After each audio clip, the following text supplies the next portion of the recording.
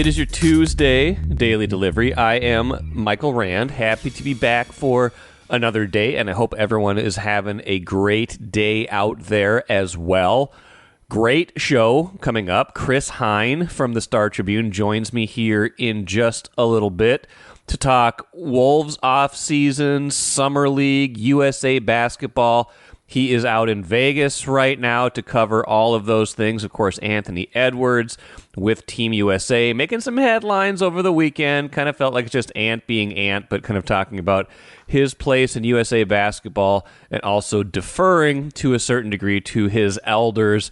He is, 17, 18 years younger than LeBron James, something like that. And he is the future. These guys are still the present. He is the present as well.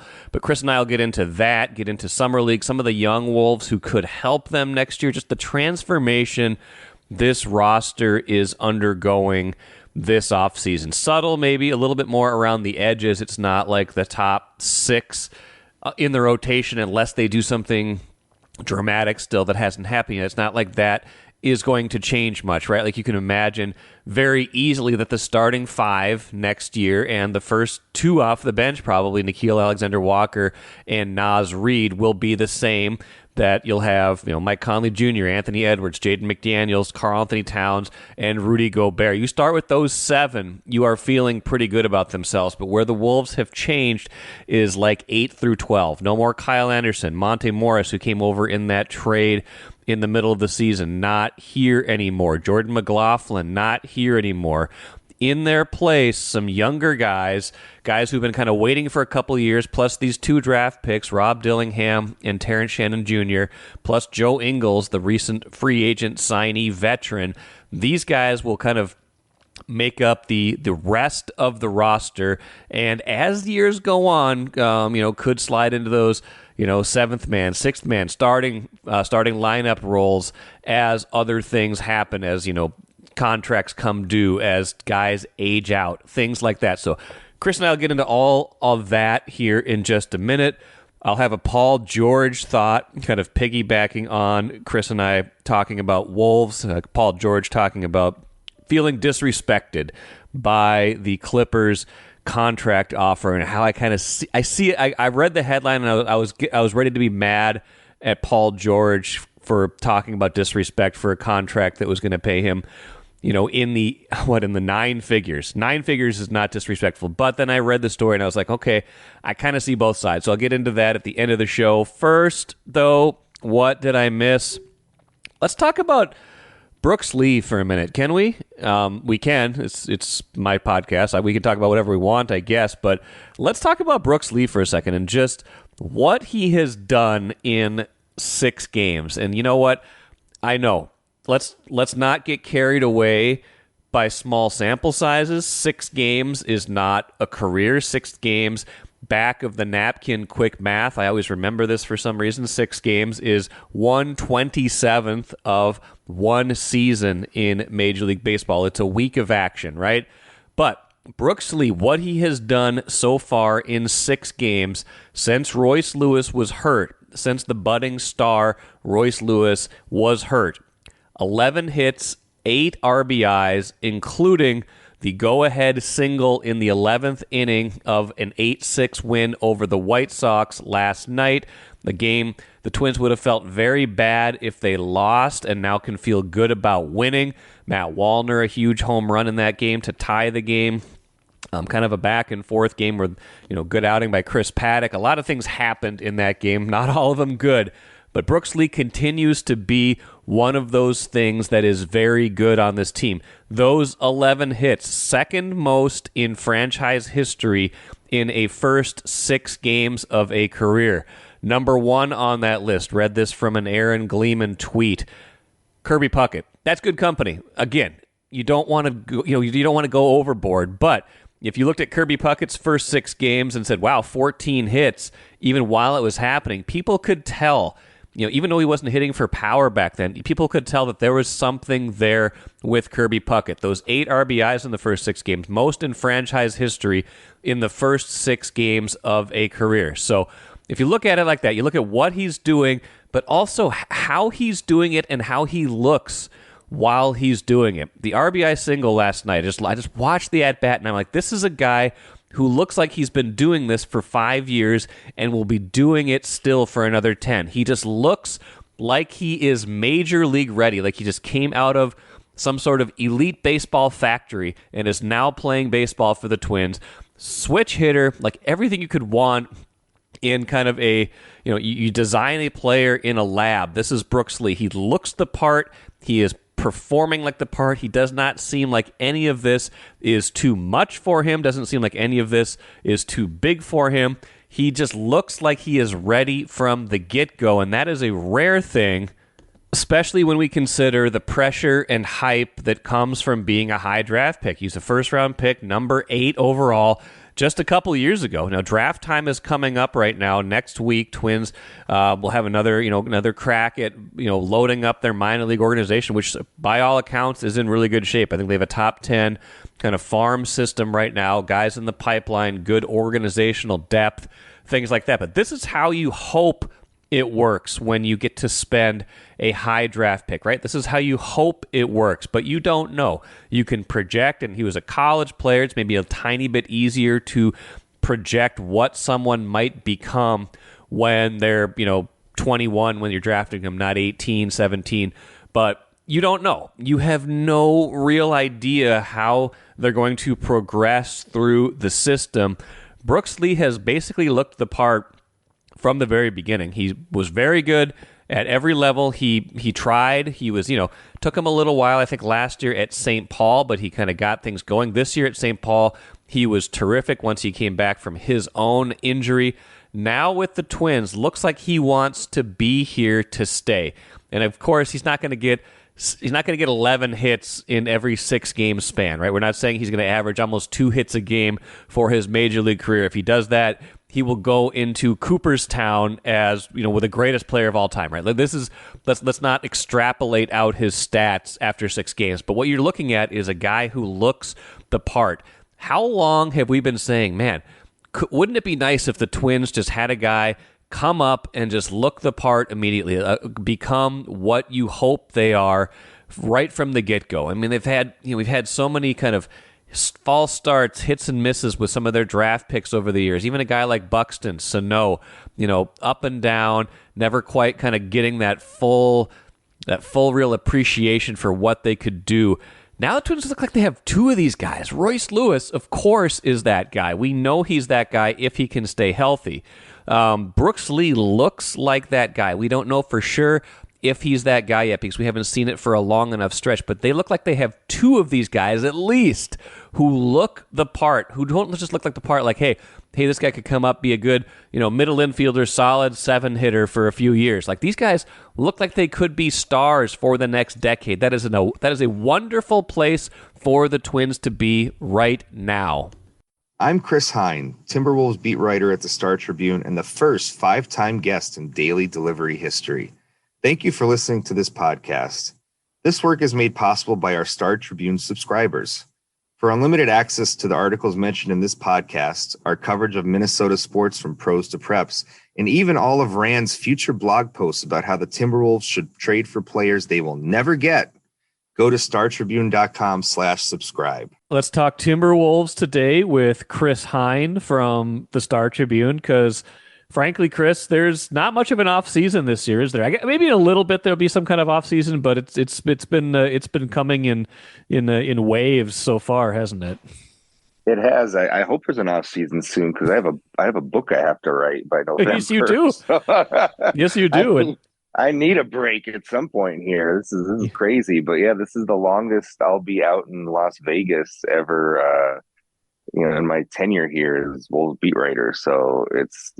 I mean, like we were saying before we recorded, what's better than Vegas in the middle of July? So can't beat it, right? It's hot. 118 degrees yesterday. 118. Yeah, that's a lot. And at least there's a lot of green spaces to cool yourself off. A lot of water. Yeah, all that. I mean, go find a pool. You'll find a pool. You'll be all right. But you need time off to write a book on Anthony Edwards, and he made some headlines, I guess, over the weekend, kind of talking about Team USA and his role there. To me, it just kind of seemed like classic Ant stream of consciousness. What did you make of the internet getting a buzz with him saying the things he said? Yeah, I think that's a good term for it, kind of classic Ant stream of consciousness. Like if you ask Anthony Edwards a question about like who's gonna want the ball, who's Yes. like the primary option, you're just setting him up essentially Yes. Right. to have a clip like he had yesterday, and of course Yes. it goes viral. All that stuff. That is Anthony Edwards. He is ultimately confident in himself and his abilities, and that's kind of what you need to have when you're a star player is a little bit of irrational and Yes. overconfidence. You know, Yes. every great player has that. But I will say, kind of what I wrote for today, outside of that comment, he had a lot of things to say about, well, they told us the young guys, like, we might not be playing a lot of minutes. There might be games where we don't play, and that's okay because I'm here with a lot of Hall of Famers. And then he said, if somebody was like the alpha late in the game who's going to be like taking the big shots, he's like, I hope it's Kevin Durant. He's like, that's what I came here to see. Yeah. Right. So obviously, he loves Kevin Durant, and we'll talk about his love of Kevin Durant any opportunity he gets. So, very, very typical. You see one soundbite making its way around the internet, and it was a good one. But also, I think it was interesting to hear other things that he had to say as well, which is more kind of in line with like where the expectations are for what his role might be on this team this summer. Well, and we want our athletes to be confident with it. It's like, oh, not too confident. Don't say that. Don't imply that you might be next in line, or that a 22-year-old, he's still 22, might be the emerging face of the NBA instead of a 40-year-old, LeBron James, something like that. Like it's all, it's all in good measure. It's all I think if you like you said, if you know Anthony Edwards, you know exactly what he was saying. He's not saying I'm the guy. He's saying, yeah, if I got the ball in my hands, then everybody should play off me, they got to adjust to me, stuff like that, because I've got some skills too. But he's well versed enough to know kind of where he falls into the pecking order still at this point, I would think, even if he is confident. Yeah, that's kind of the thing, is like if he gets in the game and he's playing, he's not going to be shy. No, and you wouldn't want him to be. You wouldn't want him to be. You're out there on the floor. Go play to the best of your ability. Don't shy away from the moment. But yeah, if he doesn't play, if he's coming off the bench, if he's playing limited minutes, that's okay too. And I actually think, and he said this a little bit yesterday, I actually think one way that he can get on the floor for this team is with his defense. Yes. If he focuses on that end of the floor, because what they don't have a lot of on this team is very good on-ball defenders. So if he can come off the bench for them, give them some minutes of just hard work on the defensive end of the floor, and be the guy who maybe handles the other team's primary perimeter threat. Yeah, I think that's a pathway for him to play some minutes in this thing. Yeah. So on Team USA, he's Jaden McDaniels. On Team Timberwolves, essentially, Edwards. Yeah, right. And that makes sense. That's kind of where he is in his progression. Although obviously, everybody knows how talented he is, and he could take over any game. It's interesting. We haven't talked since the draft. I think we talked right before the draft, right? Unless I'm mistaken. Unless we talked right afterwards. I don't think so. I think we set up the draft and kind of what could happen, and then the draft happens, and it's fascinating, right? They do the move up to get Rob Dillingham. They take Terrence Shannon Jr. at 27, and all of a sudden, an offseason where I was like, how are they going to get better, and how are they going to, with the assets they had in the draft, with the very little cap space they had, or second apron type stuff. You add those two guys. Kyle Anderson goes in that kind of convoluted 18-team trade, which essentially was him signing with Golden State. But they do get some stuff out of that too. But then they signed Joe Ingles, who seems like a pretty good 1-year fit for whatever role he might have here. I don't know if they got like better, but they've got some potential now where you see not just the present, but the future, especially at point guard with Dillingham. They're different now. Yes. It's going to be a different mix coming off the bench next Yes. year because if you're assuming a 9-man rotation for most of the regular season, that's essentially 2 new guys filling in spots 8 and 9 next Yep. season, and you assume Dillingham is going to get first crack at Yep. significant minutes, and you assume probably to start the season that Joe Ingles is probably going to be that other player, especially given Yep. his shooting. He's a 41% career 3-point shooter. Yeah. We know how much this team can use some shooting. So that would just be my pecking order to start the season. But I think that there's a lot of opportunity there, and why Summer League is going to be so important too for some of these guys, like even Terrence Shannon Jr., Yep. for Leonard Miller, Josh Minot, Jalen Clark, Yep. to step up and show what they got and legitimately now grab some minutes. And injuries always play a factor, and that affects the rotation as well. So I think it's going to be interesting to see how that battle shakes out. Who kind of wins that 10th slot Right. on the roster? Miller and Minot are kind of like, in a way, kind of the springy forwards. Minot can defend a little bit. You've seen his athleticism. Miller is a big rebounder. We'll see where they're at defensively. Shannon is kind of a different mix of that. He's going to be a scorer. We'll see how his defense translates to the NBA. But if the Wolves need buckets coming off the bench, then Terrence Shannon Jr. could crack the rotation from day one. He's already 23 years old, so he's older than Ant. He's older than Ant. He's older than Ant, right? He's older than a lot of guys on the team. So he's kind of NBA. He's going to be as ready for the NBA as you can be coming out of college, I think, in some ways. So we'll see how this shakes out. I think it's going to be interesting.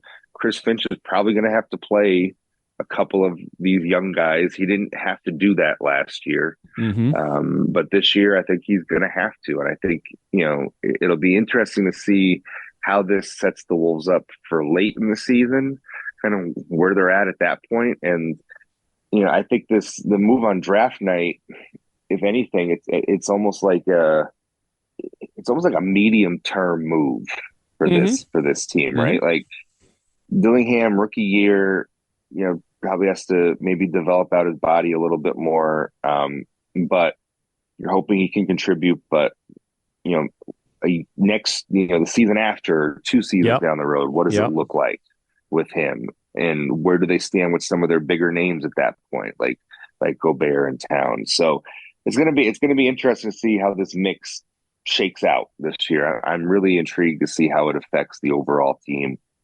They definitely got better offensively coming off the bench. It feels like. I just don't know where that's going to leave them defensively in that part of the game. Well, Dillingham is interesting too, because how else could they add a top 10 pick, right? Like they don't have a pick next year, like without giving up any kind of like asset from their current team. It seemed next to impossible unless you get this kind of bizarre 2031 trade with San Antonio. And don't forget the 2030 pick swap. And that could be valuable in 6 years, but they're not playing for 6 years from now. They're playing for the next probably now through the next probably 4 or 5 years. That's got to be what they see as their like true window of like championship contention, right? Like depending on if they extend Gobert, what they do with Towns, things like that. But you got Edwards under contract. You've got now Dillingham, who could get better, who could give Ant like a legitimate running mate in the backcourt if he's as good as they think he is offensively. So yeah, it was an interesting, medium term move, right? Or even a long term move to like sustain. Like if they hit on that and he's as good as they hope he is offensively, like that changes the dynamic of them into the next decade, perhaps. 100%. It absolutely does. That's what you hope. You hope that. Yes. Rob Dillingham, that's the goal here. But yeah, it really is it is setting them up for the medium term. I think almost even better, perhaps than than right now in some Mhm. ways. If you think Dillingham's ceiling can reach that point, just more experience in the league is going to help with that. But this is it. This is their chance. There was no question they were going to run this back, go into the tax, deal with the second apron. This is just what it takes. When they made the Rudy Gobert trade, the second apron hadn't been devised yet. No, it wasn't a thing. It wasn't a thing yet. So there was no like long-term planning on their part back then that, they knew it. A new CBA is coming because that's where they were at in the calendar. You just didn't quite know that it was going to look like this. Yeah. But they knew at that point in time that if this worked, they were going to be going into the tax for a while. And so when you make it to the Western Conference Finals and you're knocking on the door of the finals, you've got to push the chips into the middle of the table. And I think if you're going to go for it, you got to go for it. And that's what they did. I wrote before the draft that I wasn't expecting Tim Connolly to sit on his hands and simply just draft with 27 and 37. I didn't quite expect that kind of move. No.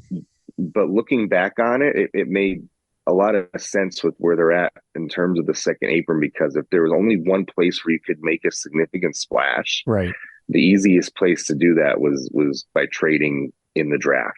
Yeah. And it was because and they did. And we thought like going into it, maybe they could package 27 and 37 and maybe something else and get into like the mid to late teens if someone started to slide. Right. I did not see 8 coming. I was like, what? Who? How did they do that?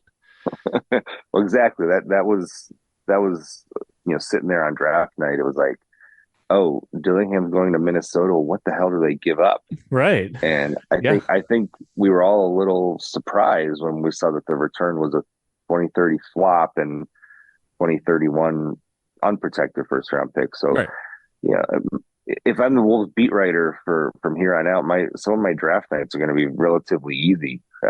Yes, there's not going to be a lot going on. For the next decade, not going to be a lot going on. Because don't they probably just have like one draft between now and then, like 2028, that's not impacted by either a swap or not even impacted by a swap or anything, right? For first rounders. For first rounders, yeah.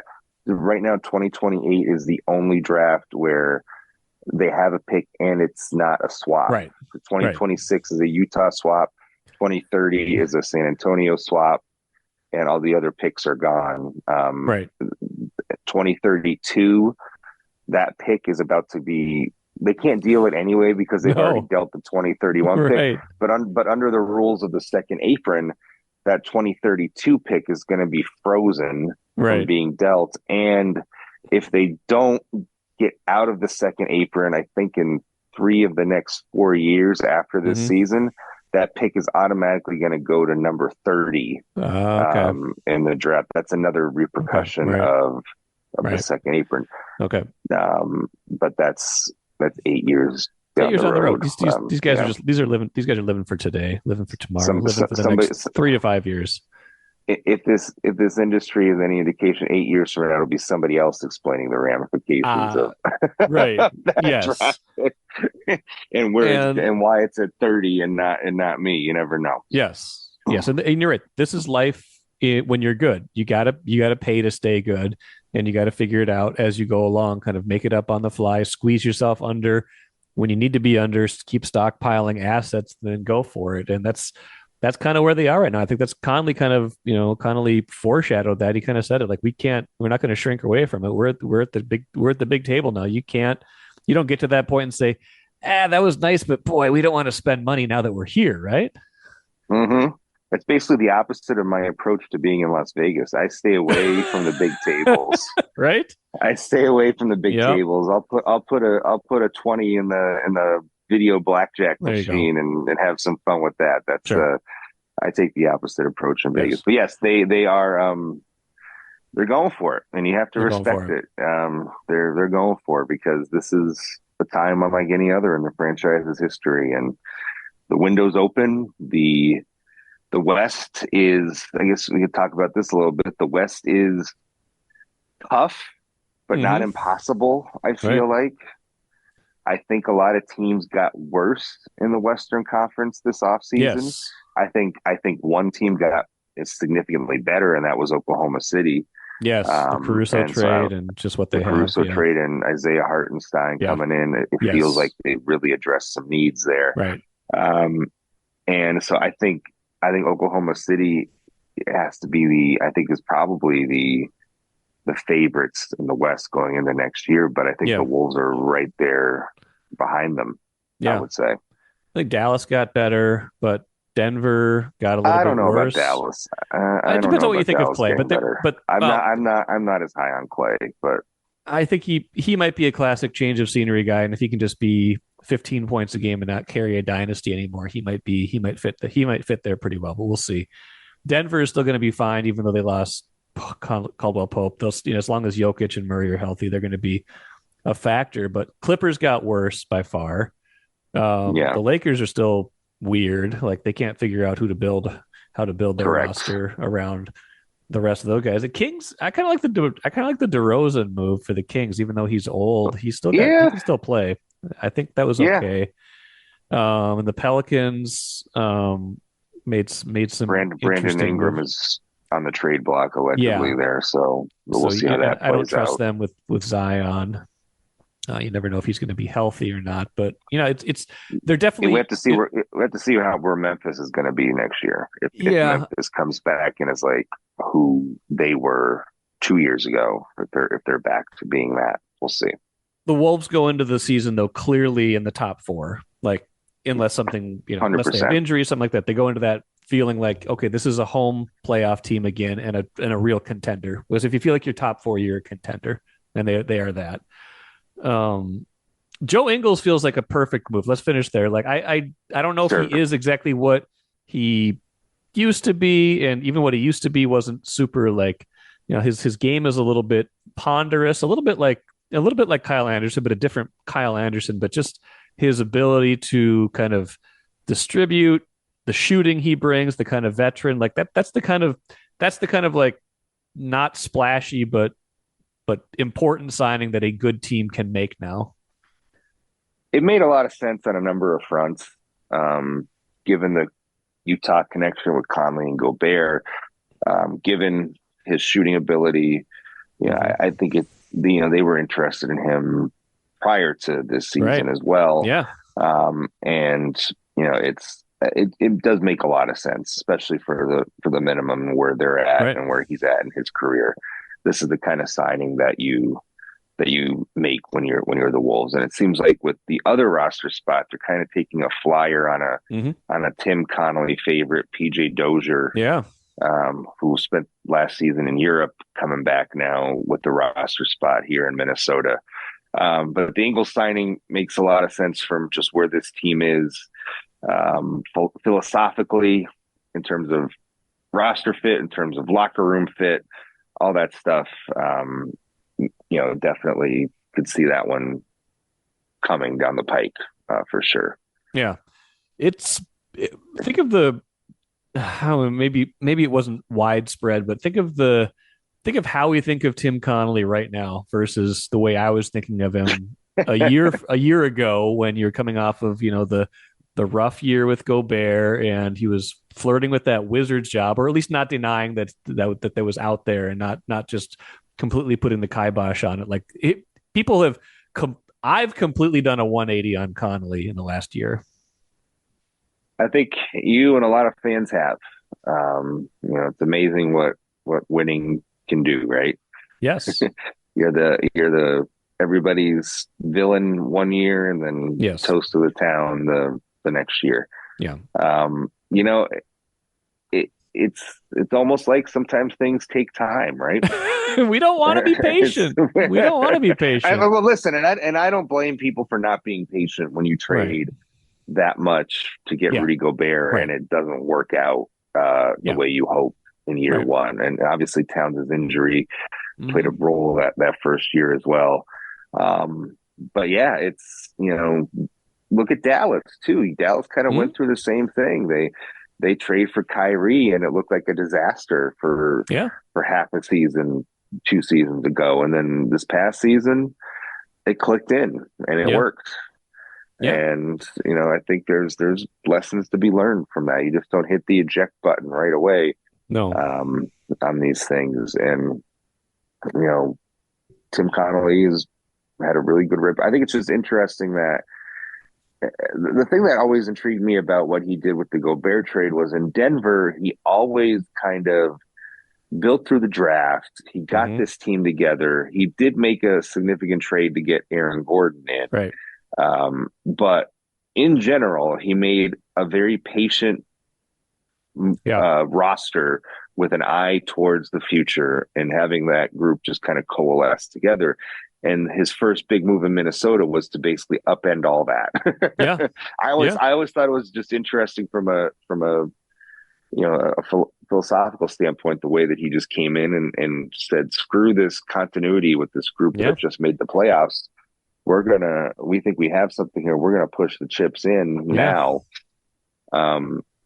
And, it'll be interesting to see how some of his draft picks pan out here. We haven't, because of where they were roster wise, there hasn't really been a need for his draft picks to produce these last 2 years. But now that's going to change. We're in a spot that's going to change where they're going to have to get something soon out of some of these draft picks that he's made in 3 draft cycles now with the Wolves.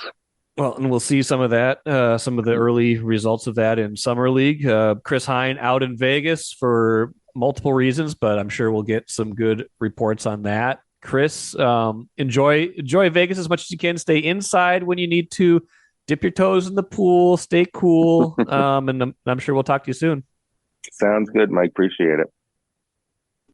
Great stuff from Chris. You got to love the NBA, too. They know how to package things, market things. You got the USA basketball camp in Vegas right now. They got an exhibition game tomorrow against Canada. That's a good one before they kind of take their show on the road and then get ready for the Olympics in Paris. And then right after that, it's Summer League in Vegas for a while, too. So Chris will be giving you all the good stuff from Vegas for a while now. It's a big Summer League for the Wolves, like Chris and I talked about. A lot of their guys trying to vie for those, I think Chris framed it up nicely, that kind of like 8 through 11 spot on the roster. The guys that maybe won't necessarily determine every game right away, but depth guys, some of those guys are going to play right away. They're going to play meaningful minutes, but other guys might get opportunities if guys get injured. They're going to get opportunities in future years, things like that. They have to make sure that they know they are ready. The Wolves need to know who they can count on. This is a big Summer League for 4 or 5 guys that Chris and I talked about. Let's finish with the cooler. Paul George mentioned this at the beginning of the show. He feels disrespected. And I was like, oh, man, are you kidding me? Disrespected because you're making 9 figures. And I read the story.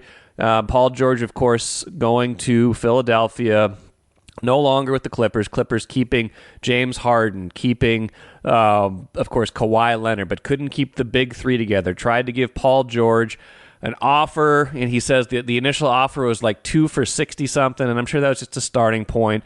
He said they kept creeping up with the number. It eventually became like $45 million a year. I don't consider that insulting. I don't consider that disrespectful, but he gets to the end. He wants the same contract Kawhi Leonard got, basically 3 years, $150 million, no trade clause, and the Clippers wouldn't do it. I think they would give him the money, it sounds like, but not the no trade clause. So he's worried, hey, am I going to get in there and, and a year from now they're going to trade me? He wanted then 4 years for like $212. That'll be the full max. They wouldn't do that. So he goes to Philadelphia, gets his money, and says, I felt disrespected by it. And I'm like, God, I see it both ways, right? Like it's crazy to think about, are you disrespected when someone is going to make you that kind of offer? But if you think of Paul George and Kawhi Leonard as a package deal, and then you're like, okay, well, you'll give him one thing, but you won't give me the same thing, even though I've been on the court a lot more than this guy, or at least it seems like it. He was far more healthy this past season. He played a ton of games, like 70-some games, had career highs in a lot of shooting metrics. Like Paul George, I get why the Clippers wouldn't want to do that with all their guys, but if I was betting on one guy to carry me for the next 3 or 4 years, I think I would have picked Paul George and not Kawhi Leonard. I certainly would have picked Paul George over James Harden. So I don't know. I can see why he felt like, man, why pick those guys over me? Why would you give, especially Kawhi Leonard, a certain amount of money, but not me? Kawhi Leonard, who has not been able to stay healthy at all. So I get it, but I don't get it. And this whole disrespect angle gets played too much. Players are like, they didn't want me. It's like, well, yeah, they did, but it's also a business that cuts both ways. So I see it on both sides. I read the headline. I was ready to be mad. I was like, God, come on. Let's not talk about being disrespected when you are in a ultimate position of privilege. But then you have to see it from all sides. And so I get it a little bit, at least, why he would feel that way.